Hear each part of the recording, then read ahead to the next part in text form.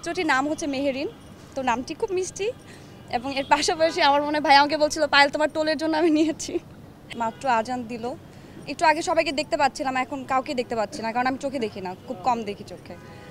একটু আগেও আমি রাজভাইকে বলছিলাম যে ভাইয়া মনে হচ্ছে যে এটা আমি একক নাটক করছি, কারণ ভাইয়ার সাথে আমি অসংখ্য নাটকে কাজ করেছি এবং অনেক ভালো ভালো প্রশংসা পেয়েছি, দর্শক পছন্দ করেছে। তো ওই জায়গা থেকে মনে হচ্ছে এখন এই কাজটি করতে এসে যে ভাইয়ার এত বেশি সিরিয়াস, যেমন কালকে বলছিল যে সকাল 8টায় আসবা, মানে সে আগে চলে আসে এবং আমরা মনে হয় লেট করে আসি, যে তার এই সিরিয়াসনেস দেখে আমি নিজেও আসলে মানে অবাক যে অ্যাকচুয়ালি কী করব। এবং এই জায়গা থেকে মনে হয়েছে যে এটা একটা সিরিজ না, এটা আমার কাছে একদম একটা একক নাটকের মতোই। এবং কাজ তো কাজই, আমার কাছে সব কাজই সবসময় সমান, সেটা সিরিজ হোক, সেটা ধারাবাহিক নাটক হোক, সেটা এমনিতে একক নাটক হোক, কিংবা সেটা যেটাই হোক না কেন, আমার কাছে কাজটা মূল বিষয়। আমি কোন প্ল্যাটফর্মে করছি সেটা থেকে ইম্পর্টেন্ট হচ্ছে আমার অ্যাক্টিংটা, আমি সেখানে সবসময় মনোযোগ দিয়ে করার চেষ্টা করি। ওই জায়গা থেকে আসলে আমার এই কাজটি করার, এবং অসম্ভব সুন্দর একটি সুইট গল্পটির নাম হচ্ছে আমাদেরই গল্প। এবং আপনারা এই নামের মধ্যে কিন্তু বুঝতে পারছেন যে এটার মধ্যে আসলে আমাদের সবার মিল আছে। সবাই যখন দেখবেন কেউ না কেউ মিল পাবেন আপনাদের নিজেদের চরিত্রের সাথে কিংবা নিজেদের ফ্যামিলির সাথে।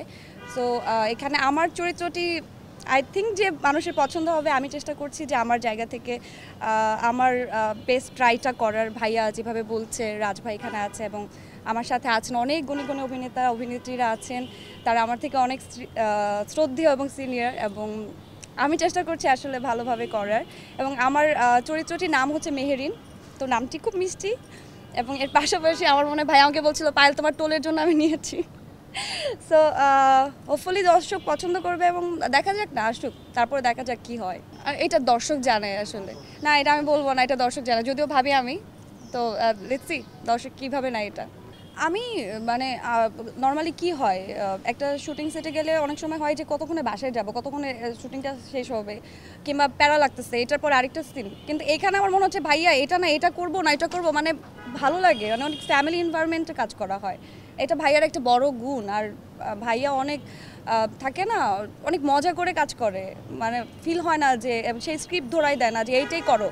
আমরা আমাদের মতো করে কাজ করতে পারি, সিচুয়েশনাল অ্যাক্টিং করতে পারি। সো এটা অনেক বড় গুণ ভাইয়ার।